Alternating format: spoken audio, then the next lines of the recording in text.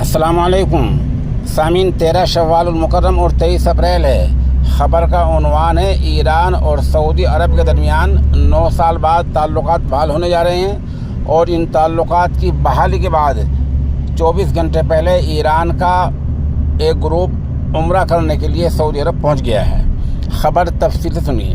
ایران اور سعودی عرب سفارتی تعلقات کی بحالی کے بعد ایران سے 9 سال بعد پہلا گروپ عمرے کی ادائیگی کے لیے سعودی عرب پہنچ گیا ہے۔ سعودی میڈیا کے مطابق ایران کے سفیر علی رضا عنایتی نے مدینہ کے شہزادہ محمد بن عبدالعزیز انٹرنیشنل ایئرپورٹ پر ایرانی زائرین کا استقبال کیا ہے۔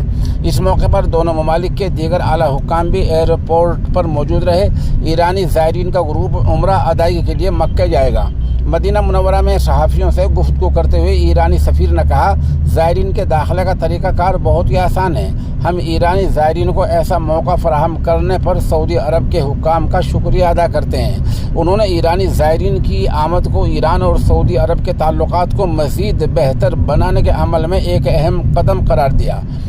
خبر رساں ایجنسی کے مطابق عمرے کی ادائیگی کے لیے آنے والا ایرانی گروپ 85 افراد پر مشتمل ہے۔ واضح ہے کہ سعودی عرب اور ایران کے سفارتی تعلقات گزشتہ سال چین کی ثالثی میں بحال ہوئے تھے۔